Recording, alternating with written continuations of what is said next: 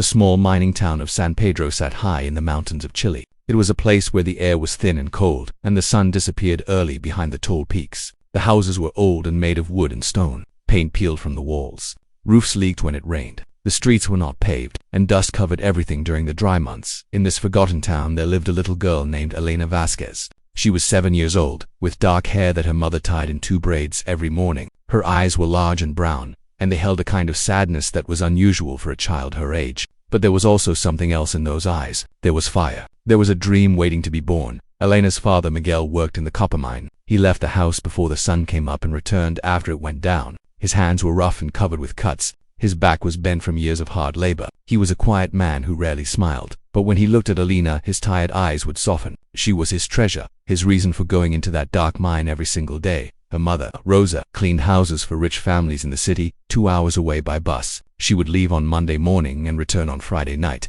During the week, Elena stayed with her grandmother, a woman so old that she could barely walk. The grandmother loved Elena deeply, but she was too tired to play or talk much, so Elena spent most of her time alone.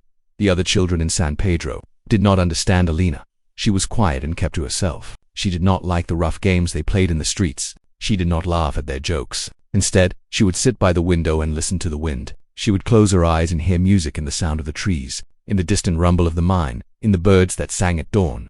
One day, when Elena was walking home from school, she passed by the old church at the edge of town. The church had been closed for many years. The priest had left long ago, and no one came to pray anymore. The paint on the walls was fading, and weeds grew around the entrance. But something made Elena stop that day. She heard a sound coming from inside. It was a strange sound, like a voice calling to her. She pushed open the heavy wooden door. It made a loud noise that echoed through the empty building. Inside, the air was cold and smelled of dust and old wood. Light came through the broken windows and made patterns on the floor. Elena walked slowly, her small footsteps sounding very loud in the silence in the back of the church.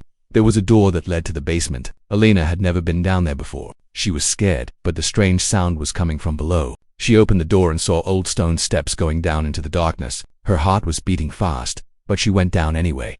The basement was full of old things. There were broken chairs, dusty books, and boxes filled with things no one wanted anymore. And there, in the corner, covered with a dirty sheet, was something large. Elena pulled the sheet away, and her breath stopped. It was a piano. Elena had never seen a piano in real life before. She had only seen pictures in the old magazines her mother sometimes brought home from the rich houses.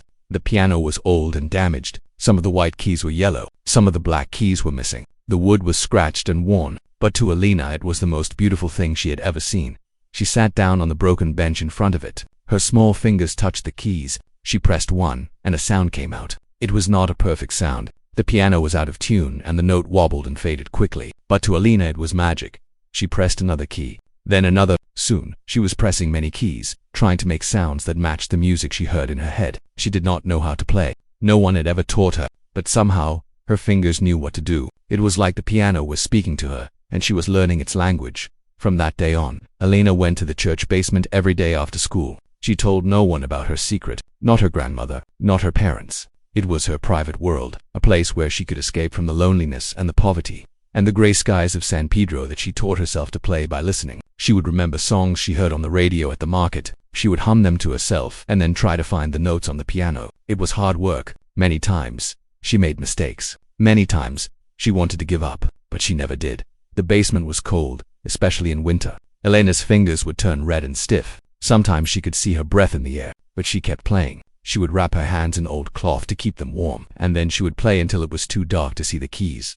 Months passed, then years. Elena grew taller, but she remained thin. She did not have enough food to eat. Her clothes were old and patched in many places, but her music grew stronger. She learned to play songs that were more and more difficult. She did not have sheet music or a teacher. She only had her ears and her heart. Sometimes, late at night, Elena would lie in her small bed and dream. She dreamed of grand concert halls with bright lights. She dreamed of audiences clapping for her. She dreamed of wearing a beautiful dress and playing on a perfect piano. But when morning came, she would wake up to the same small room, the same cold house, the same hard life. Her parents knew nothing about her secret. They were too busy working, too tired to notice that their daughter disappeared for hours every day. And Elena did not tell them because she was afraid. She was afraid they would laugh. She was afraid they would say that music was for rich people, not for poor girls from mining towns. So she kept her dream hidden in her heart, like a small flame that she protected from the wind. She did not know if anyone would ever hear her play. She did not know if her dream would ever come true, but she kept playing anyway. alone in that cold basement, making music that no one else could hear. The broken piano became her best friend, the church basement became her home, and the music that flowed from her fingers became the voice of her soul, speaking all the words she could not say. 5 years passed since Alina first found the piano in the church basement. She was now 12 years old. Her body had grown, but she was still thin and small for her age. Her dark hair was longer now, reaching past her shoulders. Her hands had become stronger, her fingers longer and more skilled. Every day was the same. She went to school in the morning. She came home and helped her grandmother with small tasks. Then, when the old woman fell asleep in her chair, Alina would slip out of the house and run to the church. She would play until the light faded and her fingers ached. Then she would run home before anyone noticed she was gone. The people of San Pedro did not pay attention to the old church. It was just another forgotten building in a town full of forgotten things. No one went there. No one cared about it. That is why Alina's secret stayed safe for so long. But one evening, something changed. Father Thomas was a young priest who had recently been sent to San Pedro. The church leaders in the city wanted to see if the old church could be opened again. Father Thomas was given the task of looking at the building and writing a report about its condition. He arrived in San Pedro on a cold Tuesday in October. He carried a small bag with his clothes and a notebook for writing his observations. The townspeople looked at him with curiosity but did not say much. Strangers rarely came to their town. Father Thomas spent his first few days walking around the church, making notes about the broken windows and the damaged roof. He was a practical man, more interested in numbers and repairs than in anything else. He did not believe in miracles or magic. He believed in hard work and simple facts. On his third evening in San Pedro, Father Thomas decided to check the basement. He had heard that there were old items stored there that might need to be thrown away. He lit a small lamp and walked down the stone steps. That is when he heard it. At first he thought he was imagining things. The sound was faint, like a memory of music rather than music itself. But as he reached the bottom of the stairs, the sound grew louder. It was a piano. Someone was playing a piano in the basement of the abandoned church. Father Thomas stood very still. He did not move. He did not breathe. He just listened. The music was unlike anything he had ever heard. It was wild and beautiful at the same time. It rose and fell like waves in a storm. It was full of sadness and joy, pain and hope. It seemed to tell a story without words, a story that touched something deep inside him. He moved quietly toward the sound. In the dim light of the basement, he saw a small figure sitting at an old piano. It was a girl, a child with dark braids and worn clothes. Her eyes were closed, and her face was completely focused. Her fingers moved across the keys with a speed and grace that seemed impossible. Father Thomas watched her for a long time. Tears began to form in his eyes. He did not understand why he was crying. He was not a man who cried easily, but this music did something to him. It broke through all his walls and touched his heart.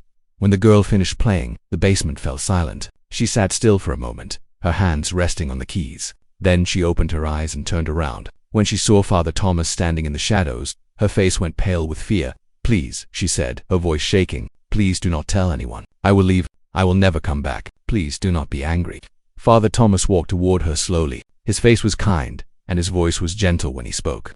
"What is your name, child?" he asked. "Alina," she whispered. "Elena Basquis." "Alina," he said, sitting down on an old box near the piano. "How long have you been playing?" 5 years, she answered. "I taught myself. I know I should not be here. I know the church is closed, but I had nowhere else to go. The piano was here, and she stopped talking. Tears were running down her cheeks. She was sure she was in trouble. She was sure her secret world was about to be destroyed. But Father Thomas did not look angry. He looked amazed. "Who taught you to play like that?" he asked. "No one," Elena said. "I learned by myself. I listen to songs and try to find the notes. I practice every day."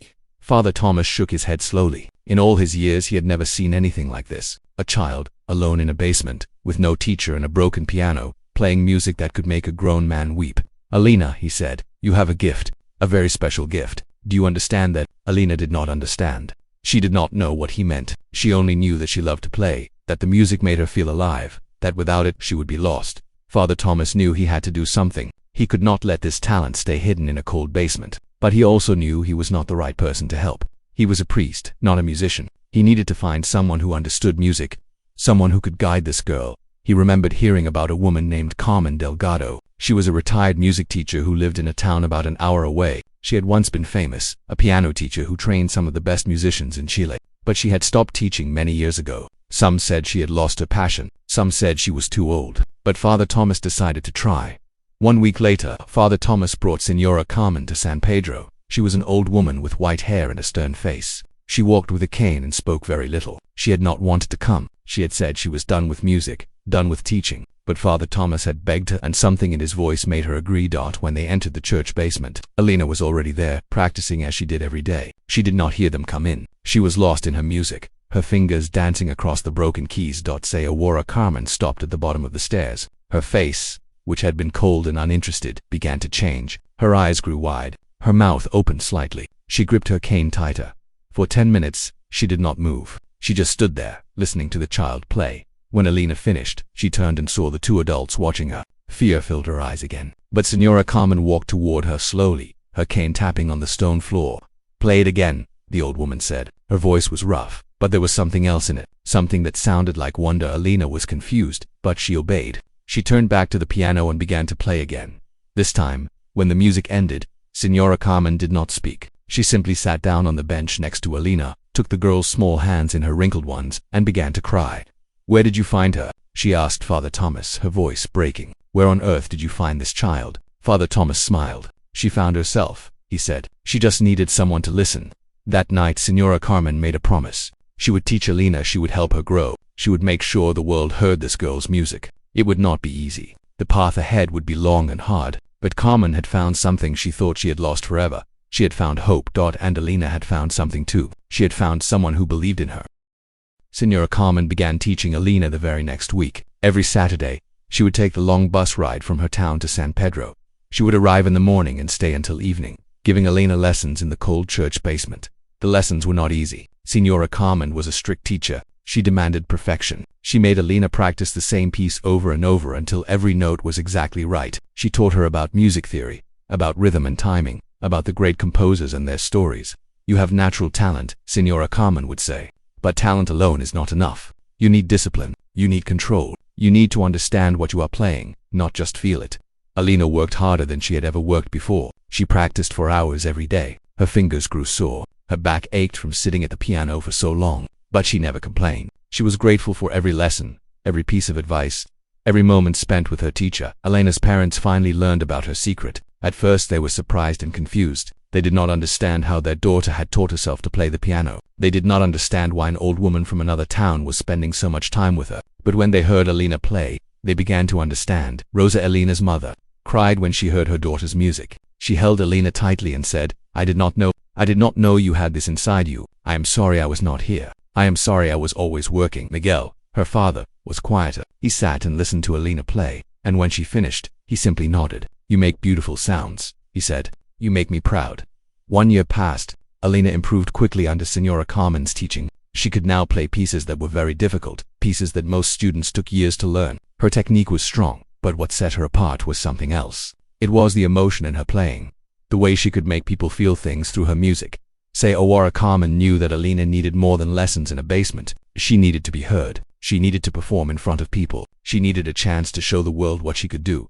That is when Senora Carmen thought of the National Youth Music Competition in Santiago. It was the most important music competition for young people in Chile. Winners received scholarships to study at the best music schools. Some even got the chance to perform internationally. It was a doorway to a completely different life. But getting into the competition was not simple. There were strict rules. Participants needed to have formal training from recognized music schools. They needed recommendation letters from certified teachers. They needed to submit recordings made in professional studios. Alina had none of these things. She had learned in a church basement. Senora Carmen was retired and no longer had official teaching credentials. There was no professional studio within 100 miles of San Pedro. Sayawara Carmen applied anyway. She wrote a letter explaining Alina's situation. She described the girl's talent, her dedication, her remarkable journey from self-teaching to skilled performance. She sent the application with hope in her heart.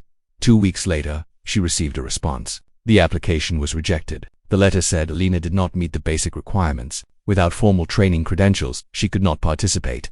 Senora Carmen was angry but not surprised. She knew how these things worked. The competition was designed for children from wealthy families, children who had private tutors and expensive instruments. It was not designed for poor girls from mining towns. But Senora Carmen did not give up. She applied again, this time with more details about Alina's abilities. She included handwritten notes about Alina's progress, about the pieces she could play, about the speed of her improvement. Again, the application was rejected. The same reason was given. Sayawara Carmen applied a third time. This time, she called old friends who worked in the music world. She asked them to write letters supporting Alina. Some agreed. Some said they could not help a student they had never seen. The third application was also rejected. Elena could see that her teacher was tired and frustrated. One evening, after receiving the third rejection letter, Elena found Signora Carmen sitting alone in the church basement, staring at the wall. "It is okay," Elena said softly. "Maybe it was not meant to be. I can still play here. I do not need a competition." Signora Carmen looked at the girl with fierce eyes. "No," she said firmly. "You deserve to be heard. You deserve a chance. I will not let them ignore you." That night, Signora Carmen had an idea. She could not take Elena to a professional studio, but she had an old cassette recorder at home. It was not professional quality, but it worked. She would record Elena playing and send the tape with the next application. Let them hear for themselves what this child could do. The next Saturday, Signora Carmen brought the cassette recorder to San Pedro.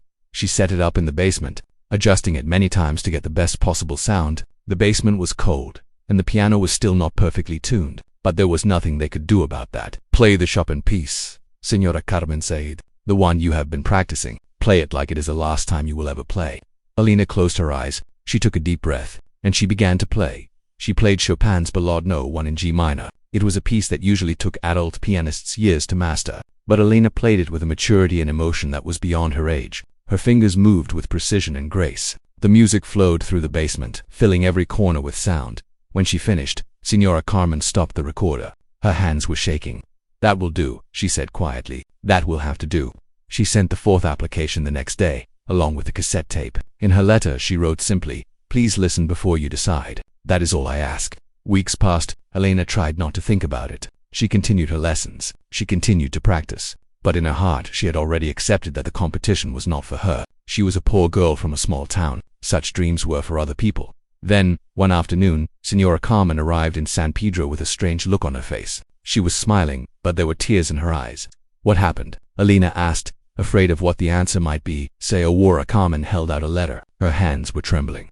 "They listened," she said. "One of the judges listened to your tape. He could not believe what he heard. He convinced the others to give you a chance." Elena took the letter and read it slowly. The words were formal and complicated, but she understood the main point. She had been given an audition slot at the National Youth Music Competition in Santiago. But there was more. The slot was the last one of the day. It was at 5 o'clock in the evening. After all the other participants had already performed, the judges would be tired. The audience would be leaving. It was the worst possible time to perform.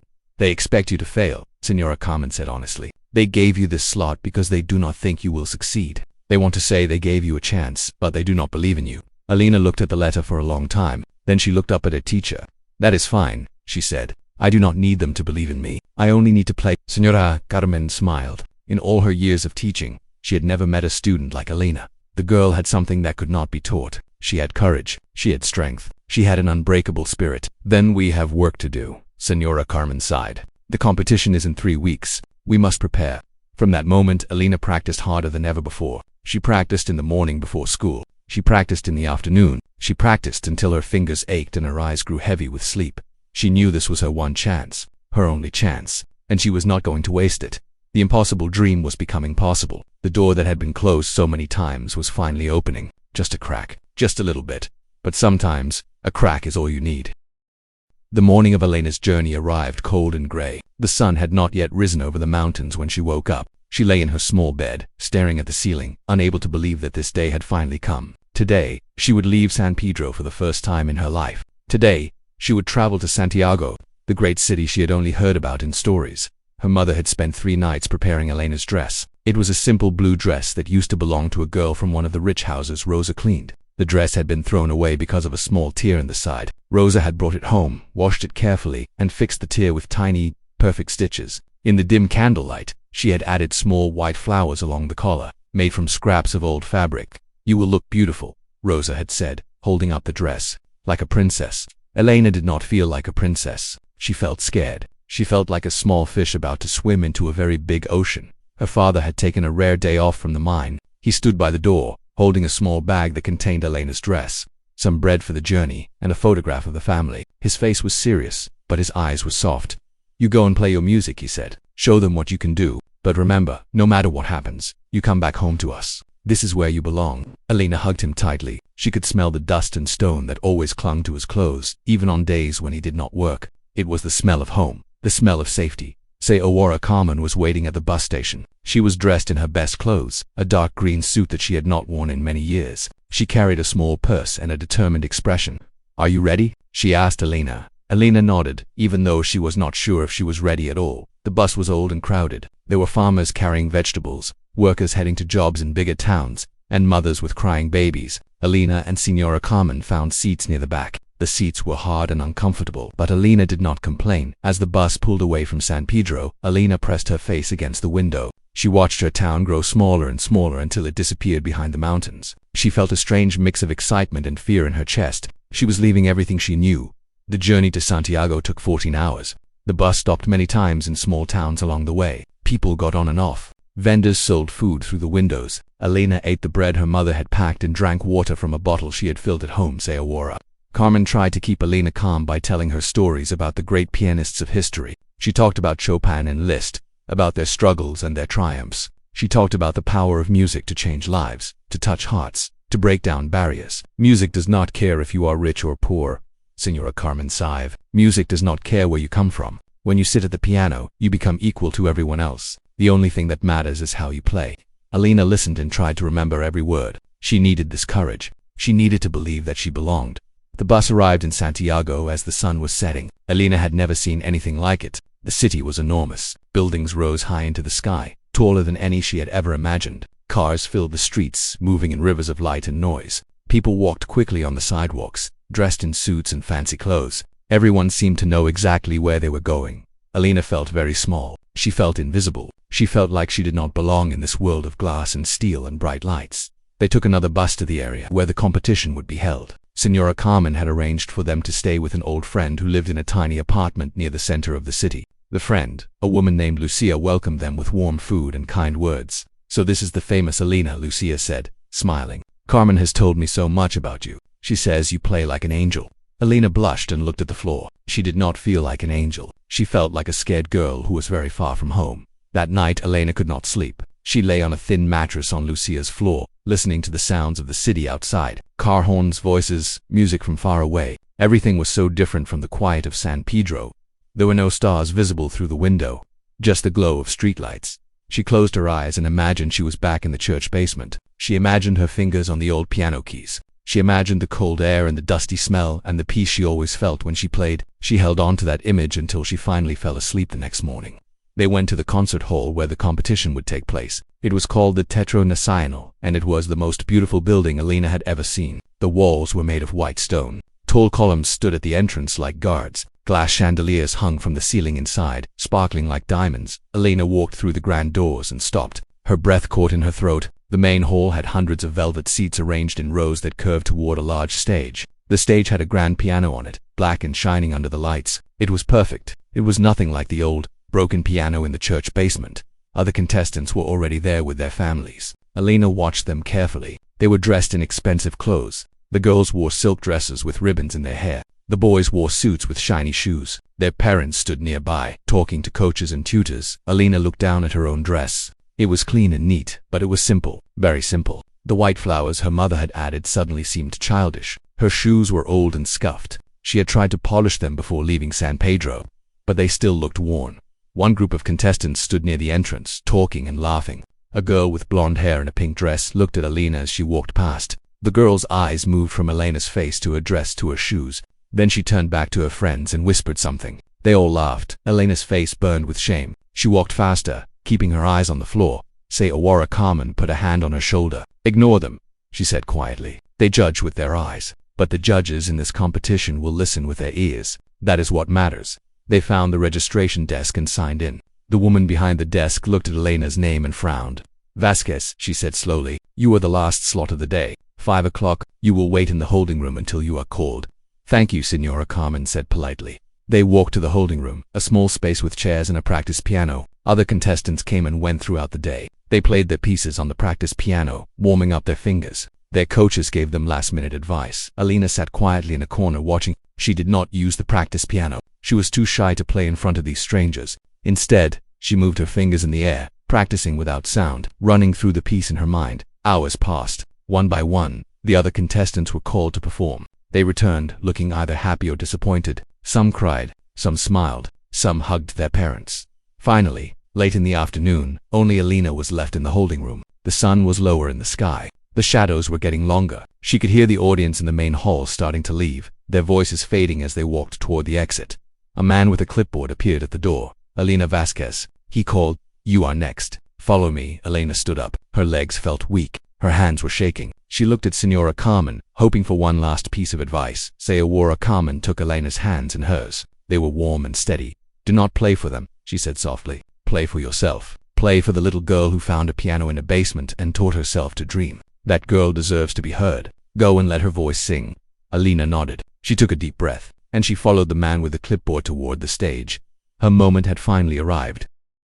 The hallway that led to the stage felt endless. Elena's footsteps echoed on the marble floor as she followed the man with the clipboard. Her heart was beating so hard she could hear it in her ears. Her palms were wet with sweat. She wiped them on her simple blue dress, hoping no one would notice. The man stopped at a heavy curtain. Beyond it, Elena could hear the murmur of voices, the audience, the judges, the people who held her future in their hands.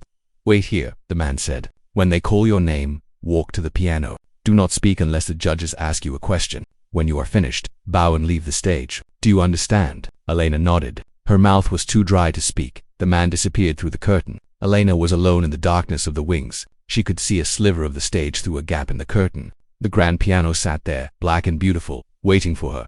She heard a voice from inside the hall. It was the announcer. Ladies and gentlemen, our final contestant of the day, Elena Vasquez, age 12, from San Pedro. There was a pause. Then, the sound of scattered applause. It was thin and polite, the kind of applause you give when you do not really care. Elena pushed through the curtain and stepped onto the stage. The lights hit her like a wave. They were so bright she could barely see anything. She blinked, trying to adjust, and slowly the hall came into focus. Most of the seats were empty. Perhaps 50 people remained in an auditorium that could hold 500. They sat scattered throughout the rows, looking tired and ready to leave. At the front, behind a long table, sat the judges. There were 5 of them, who seemed bored, checking their papers and whispering to each other. But the man in the middle was different. He sat very still, his eyes fixed on Elena. This was Maestro Alejandro Reyes. Even Elena, who knew almost nothing about the world of professional music, had heard of Maestro Reyes.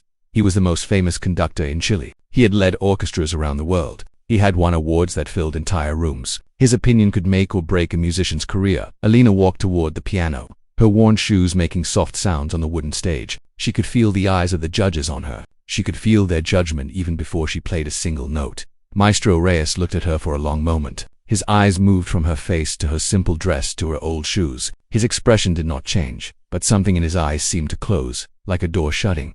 He looked down at his papers and sighed. Miss Vasquez, he said. His voice was deep and carried easily through the hall. You are from San Pedro, I see. That is quite far from here. Yes, sir, Elena managed to say. Her voice sounded small and weak. And you have no formal training? No certification from a music academy? No, sir. I taught myself. Maestro Reyes raised an eyebrow. He exchanged a look with the judge sitting next to him. The other judge shrugged slightly as if to say, what can you expect? I see, Maestro Reyes said. He shuffled some papers on the table. Well, Miss Vasquez, we have had a very long day. 37 contestants, many excellent performances. We are all quite tired. He paused and looked at his watch. Then he looked back at Elena. I think, given the circumstances, we can keep this brief. Why don't you just play a simple scale exercise? C major. Up and down the keyboard. That should be sufficient for us to assess your basic technique. Elena felt the words like a punch to her stomach. A scale exercise. That was what you asked beginners to play. That was what you asked children who had just started learning. It was not what you asked someone who had prepared for months, who had traveled 14 hours, who had dreamed of this moment her whole life. She stood frozen by the piano, not knowing what to do. Senora Carmen's voice echoed in her mind. They expect you to fail. They gave you this slot because they do not believe in you. Maestro Reyes was not even looking at her anymore. He was writing something on his notepad, already dismissing her. The other judges were gathering their things, preparing to leave. In the audience, a few more people stood up and walked toward the exits. Nobody cared. Nobody wanted to hear what she had to say. She was just a poor girl from a small town, and they had already decided she was not worth their time. Elena felt tears burning behind her eyes. She wanted to run away. She wanted to hide. She wanted to go back to a cold basement in San Pedro where no one judged her, where no one looked at her with such cold eyes. But then something happened. A memory came to her. She remembered her father's hands, rough and scarred from years of work in the mine. She remembered her mother's tired eyes, worn from cleaning other people's houses. She remembered Senora Carmen on the bus, telling her that music does not care if you are rich or poor. She remembered the broken piano in the church basement. She remembered the first time she touched the keys and heard that imperfect, beautiful sound. She remembered all the cold evenings she had spent there, alone, playing for no one but herself. She had not come all this way to play a scale exercise. Alina took a deep breath. Something inside her shifted. The fear was still there, but now it was mixed with something else, something stronger, something that felt like fire. She sat down at the grand piano. It was the most beautiful instrument she had ever touched. The keys were smooth and white, not yellow and chipped like the ones she knew. The bench was padded and comfortable, not broken and wobbly. She placed her fingers on the keys. They were not shaken anymore. They were steady and calm, like they always were when she played. Maestro Reyes looked up from his notepad. He frowned slightly, noticing that she had not started the scale exercise yet. "Miss Vasquez," he said, "the C major scale, please. We do not have all evening." Alina looked at him. For a moment, their eyes met. She saw the impatience in his face, the certainty that she was wasting his time, the complete lack of interest in what she had to offer. And in that moment, she made a decision. She would not play a simple scale. She would not give them what they expected. She would not fit into the small box they had prepared for her. She would play her piece, the piece she had practiced for months, the piece that contained everything she had inside her, all her pain, all her hope, all her dreams. They could stop her if they wanted. They could throw her off the stage. They could ban her from ever competing again. But at least she would have tried. At least she would have let them hear what she could really do. Alina turned away from Maestro Reyes. She faced the piano. She closed her eyes. The hall fell silent. Even the people who were leaving stopped and turned back to look. Something in the air had changed. Something was about to happen. Alina took one more breath. She thought of her mother and father. She thought of Señora Carmen. She thought of the little girl who found magic in a dusty basement. Then she lifted her hands, and she began to play.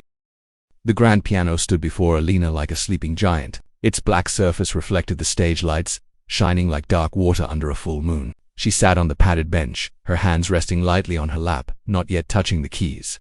The hall was silent. The scattered audience members who remained had settled into their seats, curious about this small girl who had not yet followed the judge's instructions. The judges at their table had stopped their whispered conversations. Even Maestro Reyes had put down his pen. All eyes were on Alina, but she was not looking at any of them. She was looking at the piano, at the beautiful, perfect piano that was so different from the one she knew. This instrument had never been abandoned in a dusty basement. Its keys had never been chipped or missing. It had never stood in the cold, waiting for a lonely child to discover it. Alina felt a wave of doubt wash over her. What was she doing here? She was just a girl from a mining town. She had never performed in front of an audience. She had never played on an instrument like this. What made her think she could compete with students who had trained their whole lives? She looked down at her hands. They were small and thin. Her fingernails were cut short so they would not click on the keys. There were calluses on her fingertips from years of practice. These were not the hands of a princess. These were the hands of a worker's daughter, but they were also the hands that had taught themselves to play. They were the hands that had found music in an abandoned church. They were the hands that Señora Carmen had called blessed. Alina closed her eyes and let herself remember. She remembered the first time she walked into that basement. She remembered the fear and the curiosity. She remembered pulling the dusty sheet off the piano and seeing it for the first time. She remembered the joy that had filled her heart, a joy she had never known before. She remembered her father. She could see him clearly in her mind, sitting at the kitchen table after a long day in the mine. His face was covered in dust. His eyes were tired. But when Alina would hum a tune she had been practicing, he would smile and say, "That sounds beautiful, little one." She remembered her mother. She could see her in the dim light of their small house, sewing the blue dress that Alina now wore. Her mother's hands were rough from years of hard work, but they moved so gently as they stitched the tiny white flowers onto the collar. "You will shine," her mother had said. "No matter what happens, you will shine." She remembered Señora Carmen, the old woman who had cried when she first heard Alina play, the teacher who had traveled so far, so many times, just to give lessons to a poor girl with no money and no future. "You have a gift," Carmen had said, "a gift that comes once in a generation. Do not waste it. Do not let anyone take it from you." Alina opened her eyes. The doubt was still there, but it was smaller now. It was pushed aside by something else, something warm and strong. She looked at the judges. Maestro Reyes was watching her with narrowed eyes. His finger tapped impatiently on the table. The other judges shifted in their seats, confused about why she had not started playing yet. In the audience she could see a few faces. A mother with a tired expression, an old man checking his watch, a young couple whispering to each other. None of them expected anything from her. None of them believed she had anything worth hearing. But Alina knew something they did not know. She knew what it felt like to make music in the darkness. She knew what it felt like to play when no one was listening. She knew the power of sound to fill an empty space, to warm a cold room, to speak words that could not be spoken any other way. She had not come here to play a scale exercise. She had not traveled 14 hours to be dismissed. She had not worn her mother's dress and carried a father's photograph just to be sent away like nothing. She had come here to play, to really play, to let them hear what lived inside her. Maestro Reyes cleared his throat. "Miss Vasquez," he said again, his voice sharper now. "We are waiting. The C major scale, if you please." Alina met his eyes. For a long moment, she did not speak. She just looked at him, at this man who controlled so much of the music world, who had the power to decide who succeeded and who failed. Then, very slowly, she shook her head. Maestro Reyes blinked. He was not used to being refused. "Excuse me," he said. Elena's voice was soft but clear. "I did not come here to play a scale exercise," she said. "I came here to play." The hall buzzed with whispered surprise. No one had ever spoken to Maestro Reyes like that. No one had ever refused his instructions. The other judges looked at each other with shock and confusion. But Alina was not finished. "You do not know me," she continued. "You do not know where I come from. You do not know what I have done to be here. But I have worked very hard, and I have practiced every day for 5 years. I have a piece I want to play. I ask only that you listen." Maestro Reyes stared at her. His face was unreadable. For a moment, Alina thought he would order her off the stage. She braced herself for the humiliation, for the end of everything she had hoped for. But instead, Maestro Reyes leaned back in his chair. He crossed his arms over his chest, and something in his eyes changed, just slightly. A spark of curiosity, perhaps, or maybe just surprise. "Very well," he said slowly. "Play your piece, Miss Vasquez. Let us see what you can do." Alina nodded. She turned back to the piano. Her heart was racing, but her hands were calm. She knew what she had to do. She positioned her fingers on the keys. She felt the smooth ivory beneath her fingertips. She took a deep breath, filling her lungs with air, filling her heart with courage. The piece she had chosen was not simple. It was one of the most difficult pieces ever written for piano. It required speed, precision, power, and emotion. Most professional pianists did not attempt it until they were in their 20s. Some never played it at all. But Alina was not thinking about difficulty or reputation or what was expected. She was thinking about her father in the mine. She was thinking about her mother sewing by candlelight. She was thinking about Signora Carmen's tears of joy in the broken piano that had become her best friend. She was thinking about all the times she had been ignored, all the times she had felt invisible, all the times people had looked at her and seen nothing worth noticing. Tonight, they would notice. Tonight, they would hear. Alina closed her eyes one last time. She whispered a small prayer to no one in particular. Then she opened her eyes, and her fingers began to move. The first note rang out through the hall like a bell, and the world began to change.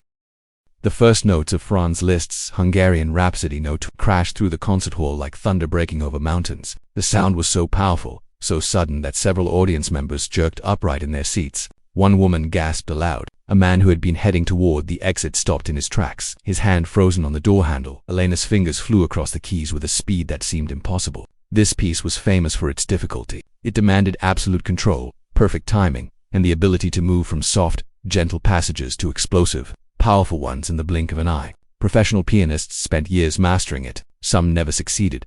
But Elena was not thinking about difficulty. She was not thinking about technique or competition, or the judges watching her every move. She was somewhere else entirely.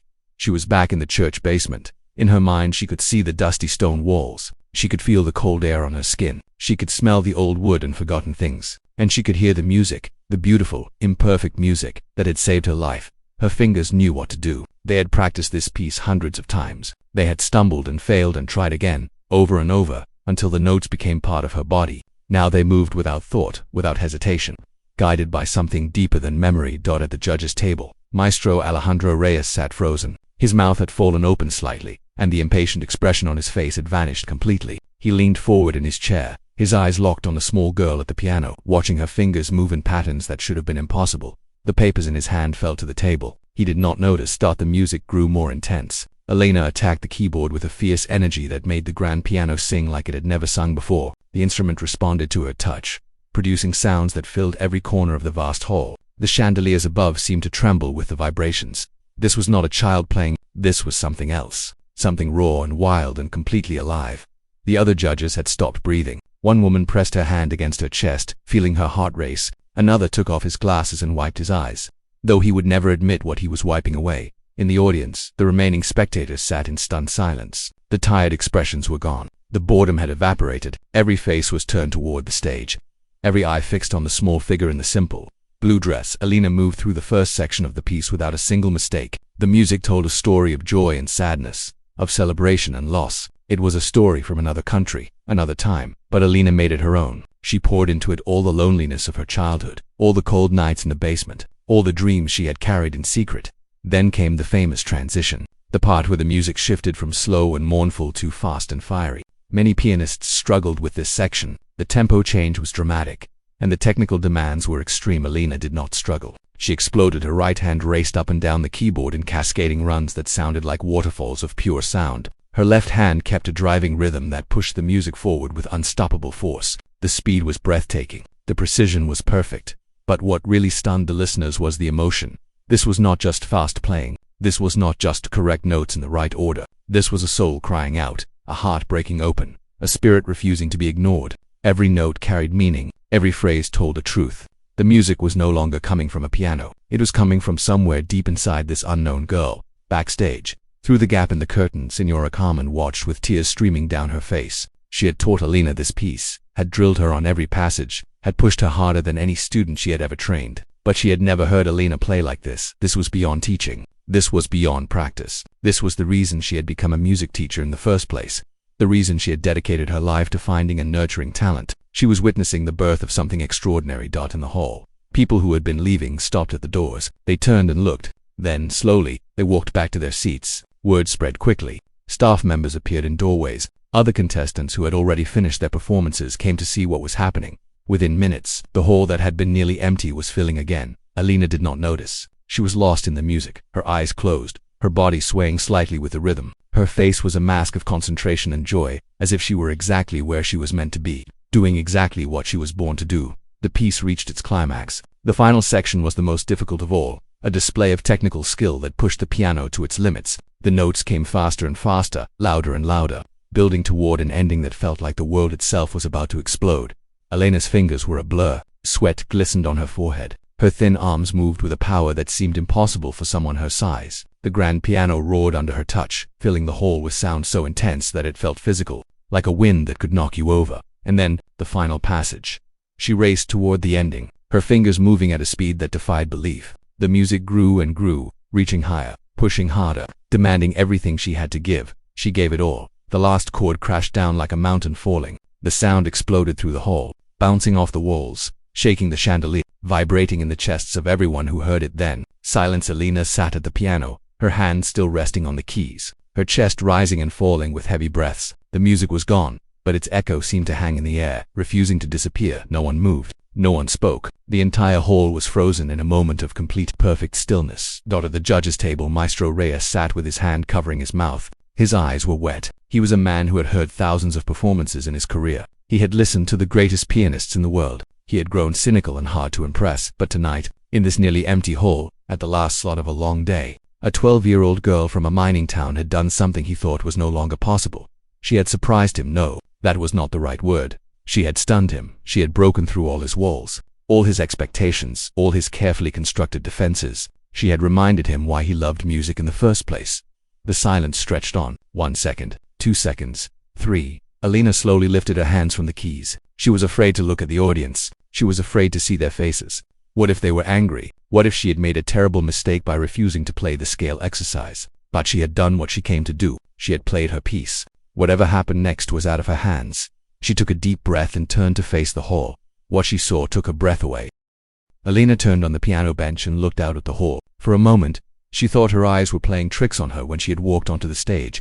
The auditorium had been nearly empty. Perhaps 50 people sat scattered among hundreds of seats, looking bored and tired, ready to go home. Now somehow, the hall was almost full. People stood in the aisles. They crowded at the back. They filled the doorways, pressing against each other to see the stage. More were still coming, pushing through from the hallways outside, drawn by the sound that had echoed through the building. Alina did not understand. Where had all these people come from? Had they been waiting outside? Had they heard the music from the street? In the front row, a woman was crying. She held a handkerchief to her face, and her shoulders shook with quiet sobs. Next to her, a man sat with his eyes closed, as if he was still listening to music that had already ended. His lips were curved in a gentle smile. A young boy, perhaps 7 or 8 years old, stood near the edge of the stage. He was staring at Alina with wide eyes, his mouth open. He had a violin case in his hand. Alina guessed he was a student who had come to the competition to learn, but right now he was not thinking about learning. He was thinking about what he had just heard. In the middle of the audience, a group of other contestants stood together. Alina recognized the girl in the pink dress, the one who had laughed at her worn shoes.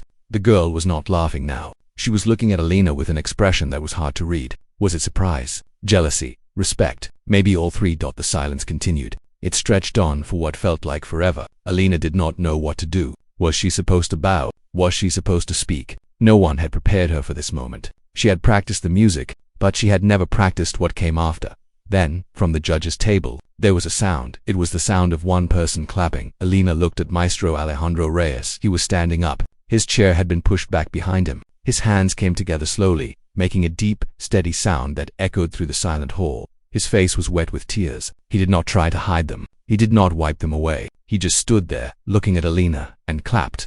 For a moment he was the only one. The sound of his applause was lonely in the vast space then. One by one, other people began to join. The judges rose from their seats. Their applause joined with Maestro Reyes. Then the people in the front row stood. Then the people behind them. A wave of standing, clapping people spread through the hall like a fire spreading through dry grass. Within seconds, the entire audience was on its feet. The applause was thunderous. It shook the walls. It rattled the chandelier. It poured over Alina like warm water, washing away all the fear and doubt she had carried for so long. People cheered. Someone shouted, "Bravo!" Another voice called out, "Beautiful!" The sounds mixed together into a wall of noise that seemed to have no end. Alina sat frozen at the piano. She had never experienced anything like this. In all her years of playing alone in the church basement, she had never imagined that music could have this effect. She had never imagined that her playing could make strangers stand and cheer. Her eyes filled with tears. They spilled down her cheeks, leaving wet trails on her skin. She tried to wipe them away, but more came. She could not stop crying, and she could not stop smiling at the same time. Backstage, Senora Carmen had fallen into a chair. Her whole body was shaking. She had one hand pressed over her heart, and she was crying so hard that she could barely breathe. The stagehand walked over to her. "Ma'am, are you all right?" he asked with concern. Senora Carmen nodded. Unable to speak, she pointed toward the stage, toward the sound of applause, toward the girl she had found in a cold basement 5 years ago. "That is my student," she finally managed to say. "That girl is my student."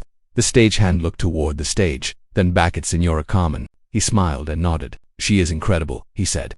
"I know," Carmen whispered. "I always knew." On stage, Alina finally remembered what she was supposed to do. She stood up from the piano bench on shaky legs. She faced the audience and bowed, the way she had seen performers do in old videos Senora Carmen had shown her.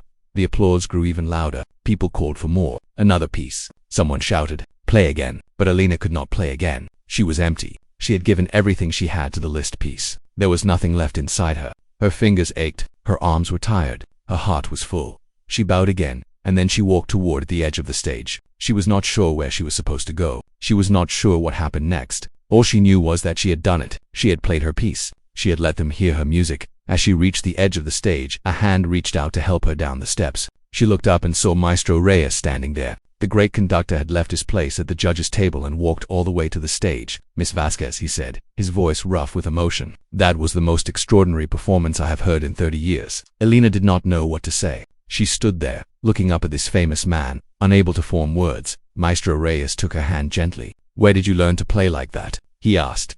"In a church basement," Alina said quietly. "On an old piano. I taught myself." Maestro Reyes shook his head slowly. "No," he said. "No one teaches themselves to play like that. The technique, perhaps. The notes, perhaps. But the soul." He placed a hand over his heart. "That cannot be taught. That is a gift. And you, young lady, have been given a very great gift indeed." The applause was finally starting to fade. People were settling back into their seats, wiping their eyes, talking to each other in excited whispers. But no one was leaving. Not anymore. Alina looked out at the hall one more time. She saw faces she did not know, people from a world she had never belonged to. But for this one moment, they were connected. They had shared something together. They had felt the same music, the same emotion, the same truth. She thought about her father, working in the dark mine. She thought about her mother, cleaning other people's houses. She thought about all the cold nights and hungry days and lonely hours. And she thought about how all of that pain, all of that struggle, all of that loneliness had somehow become music. Beautiful, powerful, unforgettable music. Maybe that was the real gift. Not just the ability to play, but the ability to transform suffering into sound. To take everything hard about life and turn it into something beautiful. Alina did not know what would happen next. She did not know if she had won the competition. She did not know what the future held, but she knew one thing for certain. She had been heard, and that was everything she had ever wanted. The night after Alina's performance, she could not sleep. She lay on the thin mattress in Lucia's apartment, staring at the ceiling, listening to the sounds of the city outside. Her mind kept returning to the stage, to the piano, to the moment when the last chord faded into silence. Senora Carmen slept on a small sofa nearby. She was exhausted from the emotional day, and her soft breathing filled the room. But Alina was wide awake, her thoughts racing like a river after heavy rain. Had it really happened? Had she really stood on that stage and played? Had all those people really stood and clapped for her? It felt like a dream. and she was afraid to close her eyes in case she woke up back in San Pedro and discovered that none of it was real. There was a small clock on the wall. Its hands showed 3 in the morning. In a few hours, the sun would rise, and they would have to return to the concert hall. The judges would announce the results of the competition. They would name the winner. Alina did not care about winning. That is what she told herself. She had already achieved more than she ever thought possible. She had played on a real stage. She had made people cry. She had heard Maestro Reyes call her performance extraordinary, but deep down, hidden in a place she did not like to look, there was a small voice. A voice that whispered, "What if you could win? What if everything could change?" She pushed the voice away. She tried to think about other things, but it kept coming back, like a bird that refused to fly away. The morning came slowly. Gray light crept through the window. The sounds of the city grew louder. Lucia made coffee and toast, and they ate breakfast in silence. No one knew what to say. The weight of what was about to happen pressed down on all of them. They arrived at the concert hall at 9 o'clock. The building looked different in the daylight, less magical and more ordinary. Other contestants and their families were already there, filling the lobby with nervous energy. Alina saw the girl in the pink dress again. Their eyes met briefly. The girl did not laugh this time. She did not whisper to her friends. She just looked at Alina for a long moment, then looked away. The waiting was the hardest part. Everyone gathered in the main auditorium, sitting in the velvet seats, staring at the empty stage. The minutes stretched like hours. Elena's hands were cold. She held them together in her lap, trying to keep them warm. Senora Carmen sat beside her, silent and still. She had barely spoken all morning. Her face was calm, but Alina could see the tension in her jaw, the tightness around her eyes. At 10 o'clock exactly, the judges walked onto the stage. Maestro Reyes was in the center, wearing the same dark suit he had worn the day before. His face was serious, giving nothing away. The other judges followed him, carrying papers and folders. They took their seats at a table on the stage. Maestro Reyes picked up a microphone and tapped it lightly. The sound echoed through the hall, and everyone fell silent. "Good morning," he said. His voice was strong and clear. "We have finished our deliberations. We are ready to announce the results of this year's National Youth Music Competition." Elena's heart began to pound. She could hear the blood rushing in her ears. She gripped the edge of her seat. Maestro Reyes spoke about the high quality of the contestants. He mentioned the hard work and dedication that all the young musicians had shown. He thanked the families and teachers who had supported them. Alina barely heard any of it. She was waiting for one thing and one thing only. "Before I announce the winner," Maestro Reyes said, "I want to say something personal." The hall grew even quieter. Alina looked up at the stage, confused. This was not part of the normal announcement. Something unusual was happening.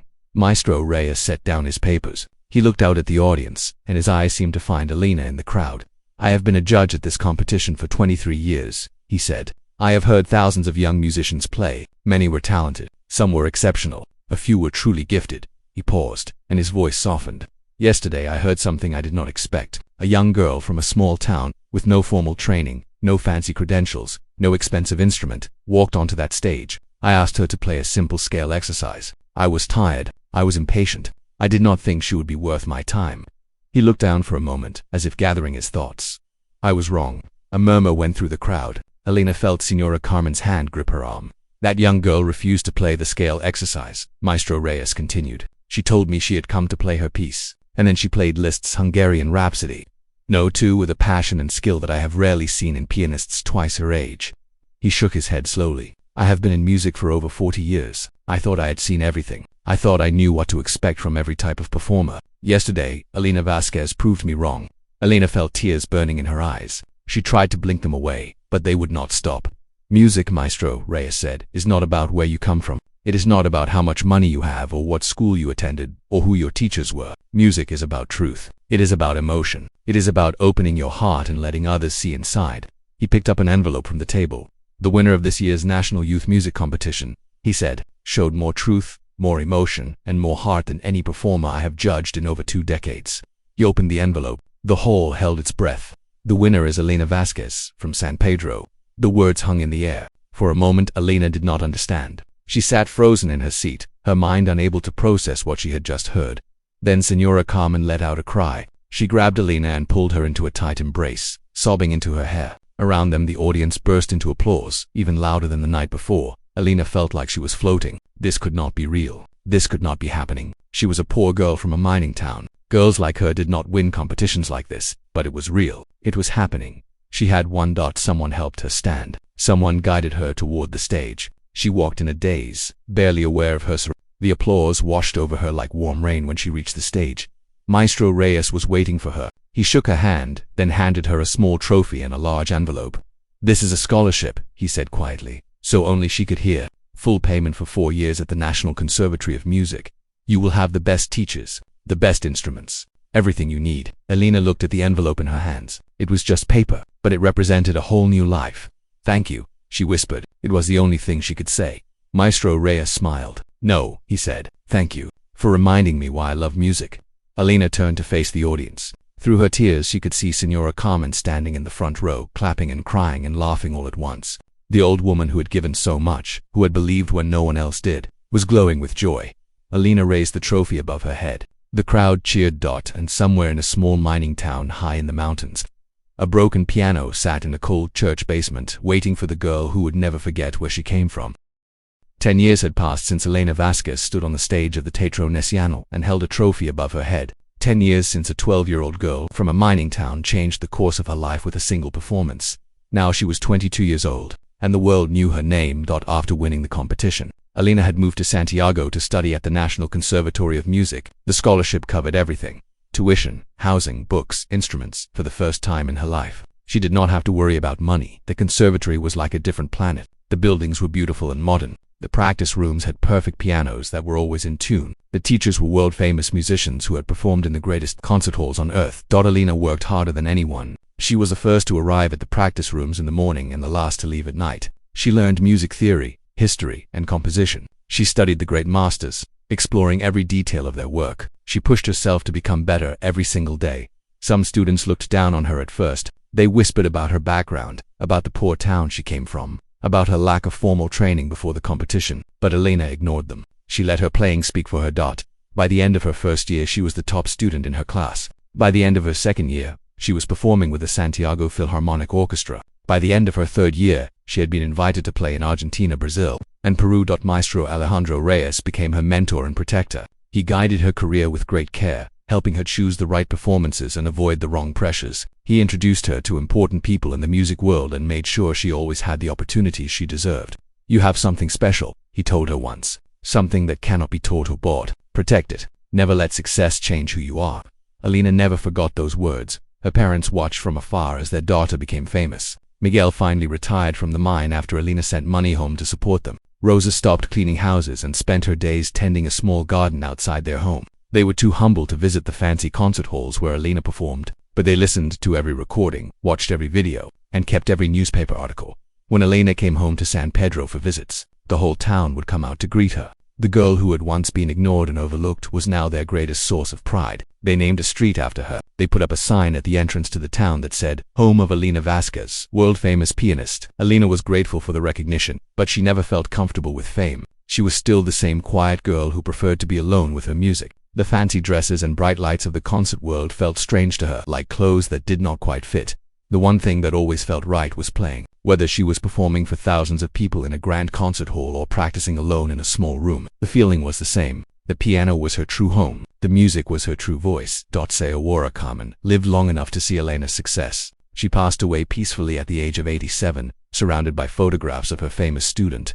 At her funeral, Elena played Chopin's Nocturne in C-sharp minor, the first piece Carmen had ever taught her. There was not a dry eye in the small church.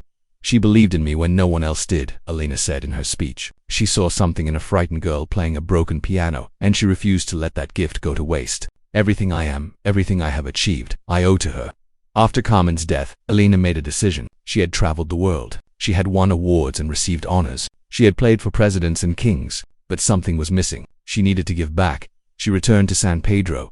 The old church had been renovated. The walls had been repaired. The windows had been replaced. And in the basement, where Elena had first discovered her gift, there was now a music school. Elena had paid for everything herself. She had hired builders to fix the building and musicians to teach classes. She had bought pianos and violins and flutes and drums. She had created a place where children from poor families could learn music for free.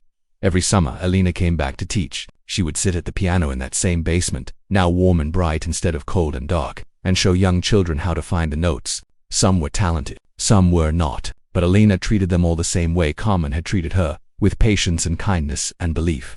"You never know," she would say. "You never know which child will be the next one to change the world, so you have to treat every child as if they might be one day." A journalist came to San Pedro to interview Elena.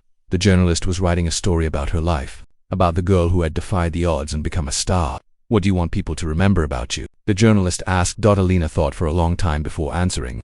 I want them to remember that I came from nothing, she said finally. I had no money, no connections, no advantages. All I had was a broken piano and a dream. She looked out the window at the mountains that surrounded her town. I want them to know that dreams are possible, that talent can be found anywhere, that a girl from a mining town can stand on the biggest stages in the world and make people cry with her music. The journalist nodded and wrote down her words. One more question, he said. At the competition, when the judge asked you to play a simple scale exercise, why did you refuse? Why did you take such a risk? Alina smiled. It was the question she was asked most often, and she always gave the same answer. Because my story was never simple, she said, and neither was my music. They asked for something small because they expected someone small. But I knew who I was. I knew what I could do, and I was not going to hide it. She stood up and walked to the piano in the corner of the room. She ran her fingers lightly over the keys. They told me to play a simple tune, she said, but I had a fiery masterpiece inside me, waiting to be heard. And once you have a fire like that, you cannot keep it hidden. You have to let it burn. She sat down at the piano and began to play. The music filled the room, rich and beautiful, telling the story of a life lived against the odds. Outside, in the streets of San Pedro, children stopped playing to listen. Workers paused in their tasks. Old women looked up from their cooking. They all knew that sound. They all recognized that music. It was Alina there. Alina, the girl who had shown them all that miracles were possible. And as long as she played, they would never forget.